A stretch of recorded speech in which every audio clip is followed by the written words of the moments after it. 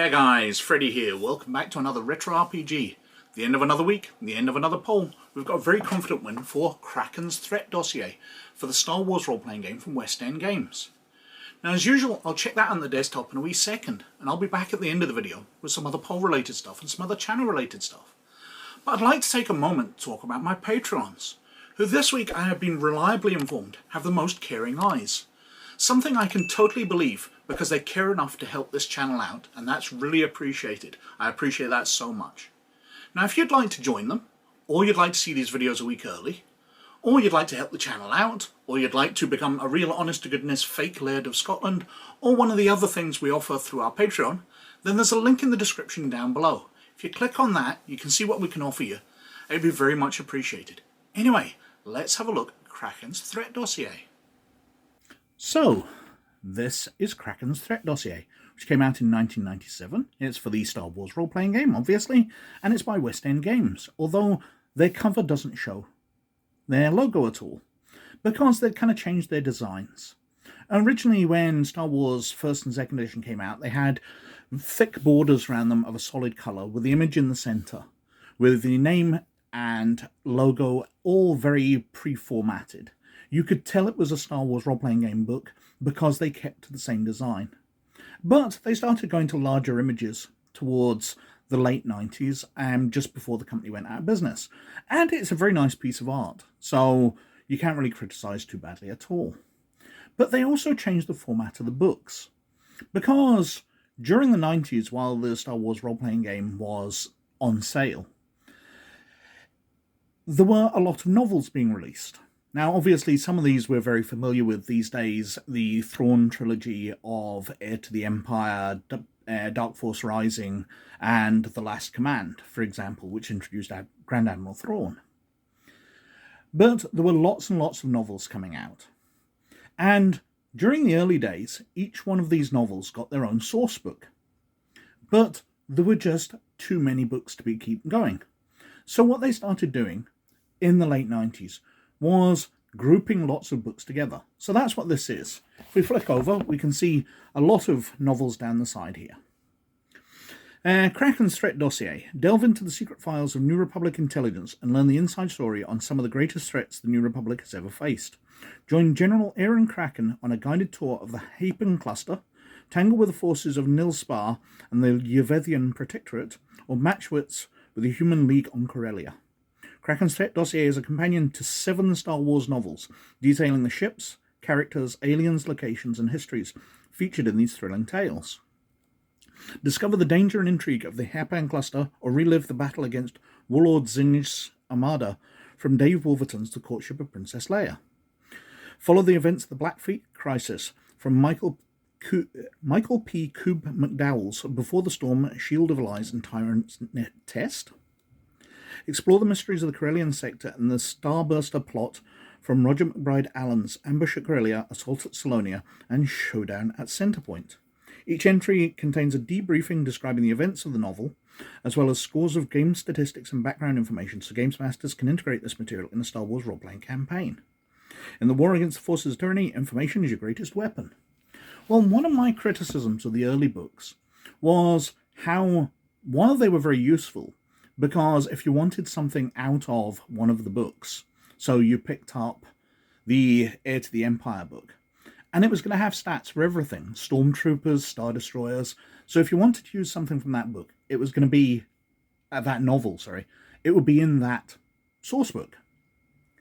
But that meant you got things reprinted a lot.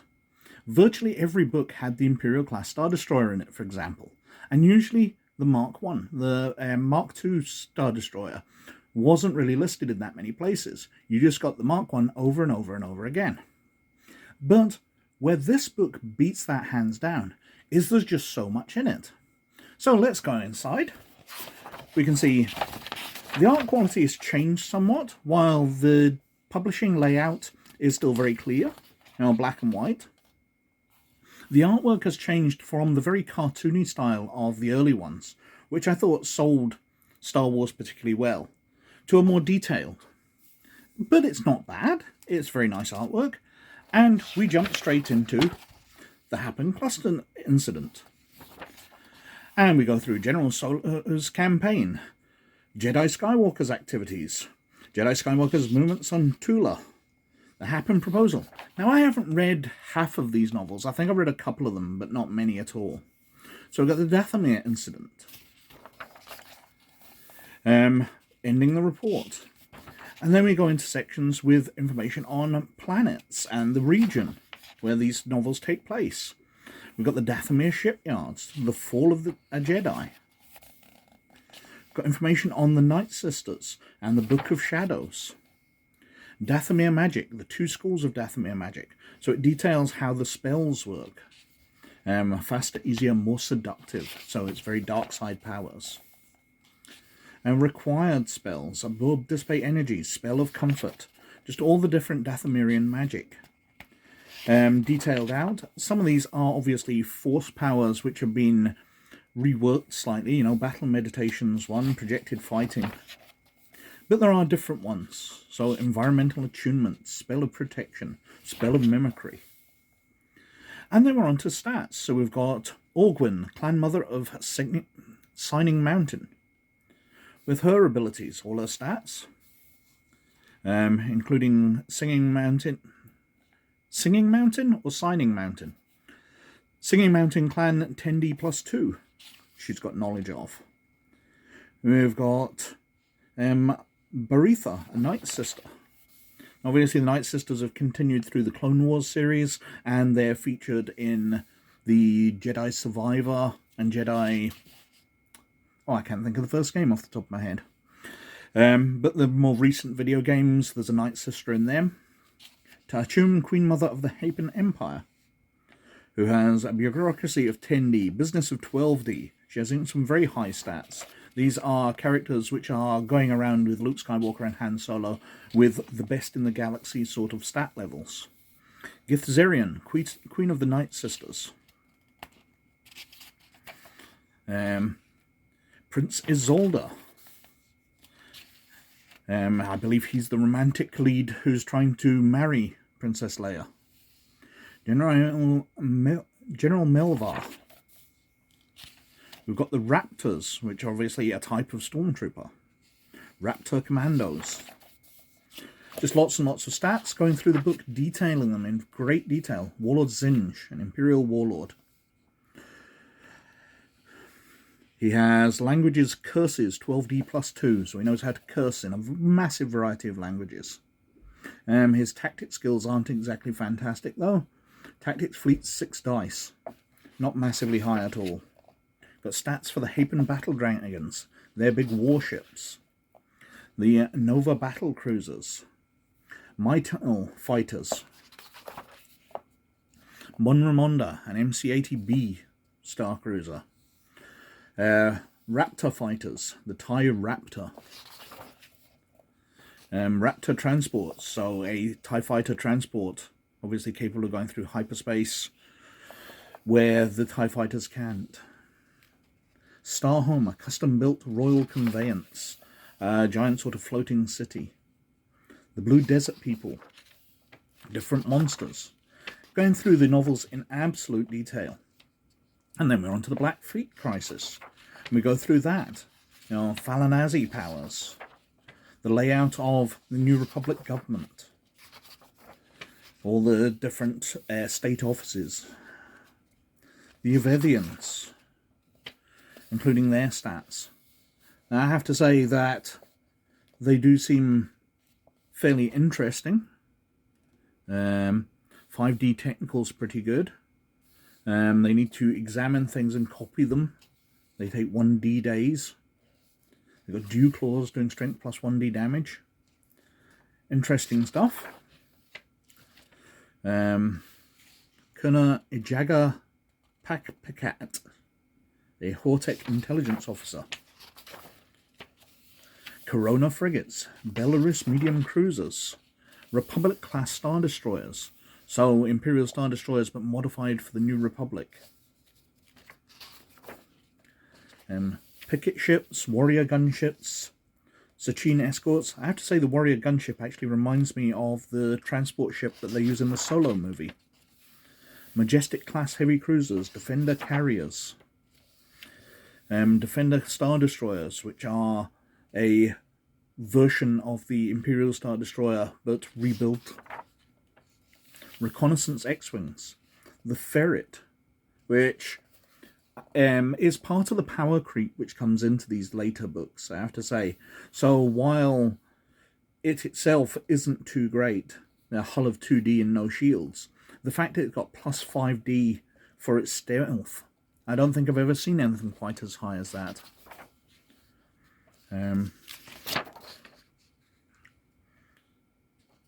It's not exactly massively maneuverable. We've got the Prowler, we've got Millennium Falcon, a heavily modified version by this time, because obviously Han Solo has access to far more resources than he ever did when he was just a smuggler. The Astrogator probe ship, which comes out with a focus sensors of 4 dice plus 2. Some massively powerful sensors. You know, if somebody's got a 5D sensor skill, they're considered pretty competent, but this virtually doubles their skill just for sitting in this ship. Orbiting repair yards, Imperial patrol ships, patrol frigates,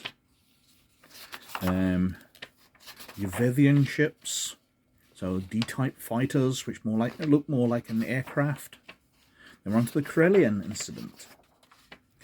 Going through what happens in the books, picture of Centerpoint and Station there, various characters and all their skills. Mara Jade Skywalker, who has some very high skills here, but I found it a little odd that, for example, with her perception, she's got 8D bargain and hide 8D plus 2, but when she was introduced in the Thrawn books, she was pretending to be a smuggler. In her history, she'd concealed herself in the crowd at Jabba's palace, so I'd have thought she'd had disguise or con to deceive people, but she has a con skill of 6 dice plus 1, which is all right, and no disguise skill at all.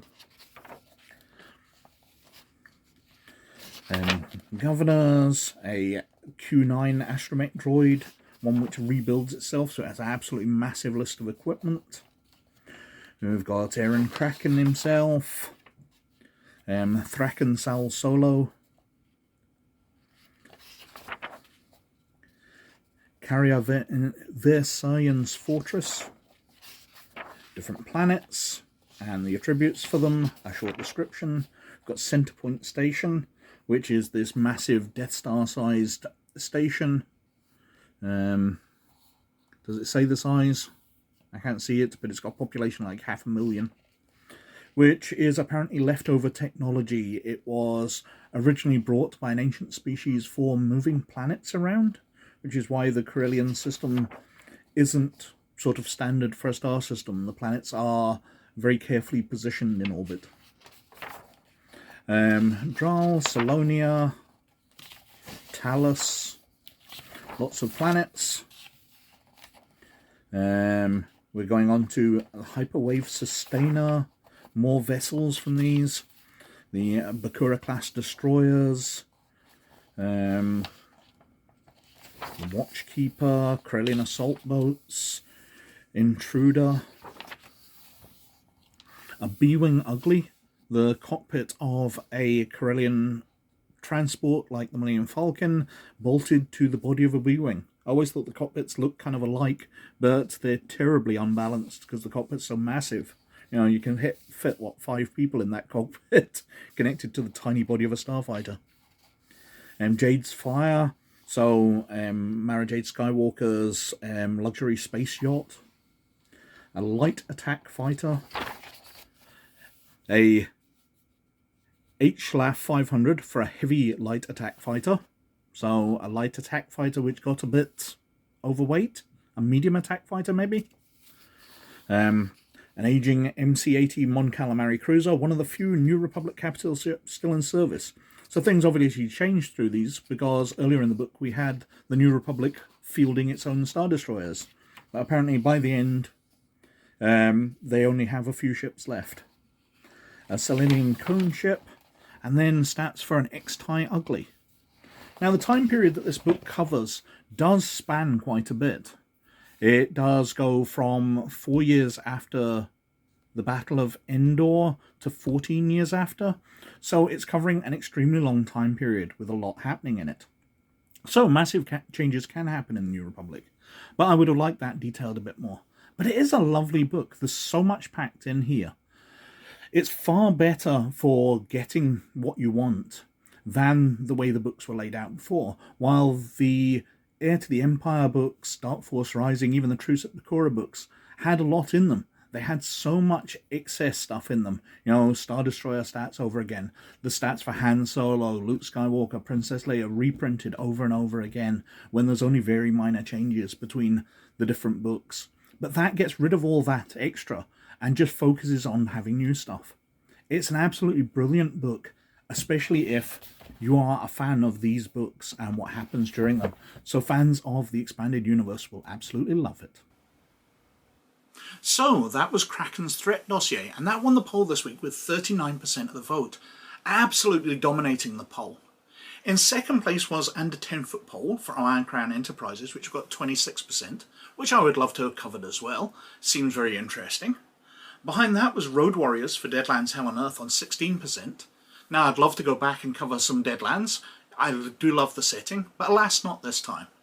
Behind that was the Darklands for the Lone Wolf role-playing game on only 13%. And behind that was Contenders for the Street Fighter role-playing game on only 7%. So way behind. Which surprises me because the last time Street Fighter did win the poll, it was a very popular video. People liked seeing a lot about it. But not very popular in the polls. Anyway, clearing those out, and we're back to a Retro Adventures poll. Keep alternating between them. And this time, I'm bringing a couple back because they did well last time and the time before that. Let's see if they win this time. But I'm also putting in some other games along with some of the big heavy hitters, which I think might dominate the poll this time. Anyway, first up we've got Judgment Day, the second and of only 2 adventures for the Judge Dredd role-playing game from Games Workshop. I covered the first adventure a couple of weeks ago and really enjoyed looking through that, so this will be a fun one to cover. Then we've got Operation Rapid Strike for Top Secret from 1980, one of the oldest adventures I've got, from TSR way back in the day, so it'll be fun to cover that. And it did fairly well the last couple of times, so let's see if it wins this time. Next up we've got City of Angels for Twilight 2000. Now Twilight 2000 obviously had its reboot rate lately, but the open world nature of its adventures were absolutely fantastic. I've covered a couple of them before and it'd be fun to go through this one. Then we've got The Stars Are Right for Call of Cthulhu. Now Call of Cthulhu dominates these polls quite heavily when it gets in there, so I'm fully expecting this to win, although it's been in the poll before and it didn't win. So let's see if you want to see a Cthulhu Now adventure, one of the modern day ones. It's a whole load of fun. And finally we've got Queen Euphoria for Shadowrun. Now this is one of my most favourite Shadowrun adventures. I had so much fun playing this one. It's a story I recite quite often, so it'd be good for it to win, and then I can recite it on video and shut up about it in the future. But that's our retro adventures. I've got a feeling that Shadowrun and Call of Cthulhu were going to dominate the poll, but it'd be nice if the first two would get their chance in the daylight, because they are rarer adventures, and it'd be nice to talk about them. But anyway, on other channel-related stuff, well, I'm continuing to write things. Obviously, they're made available free of charge to my Patreons of librarian status through the Google Drive I share with them. But if you want to check them out, there'll be a DrivethruRPG link in the description down below where you can see what I've been writing and putting up if you're interested at all. On RPG Gamer, well, we are continuing through the reviews of Vision Season 2. And then I'll be getting back to doing stats for The Mandalorian Season 3. As I've said before, it's a very busy time for the site because there's so much new Star Wars stuff to cover. I haven't even looked at the Young Jedi Adventures yet, and we've got Ahsoka looming on the horizon due in just a couple of months' time. So lots to cover, lots to add to the site. I'm doing that daily, and it's a fun time, especially if you like Star Wars D6 system. I have been supporting it for 20 years now. Other than that, the Discord's fairly quiet. There's been a few things in there, but not too much. hello to the new people who have joined us right in the middle of a very quiet phase. I'm sorry about that, but I do pipe in if I spot you asking anything. I do try and respond, but it might take me a day or so I can only apologise for that.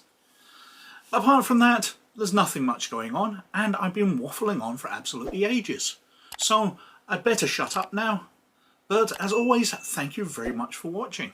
And most of all, you look after yourselves, and I'll catch you later. Bye now.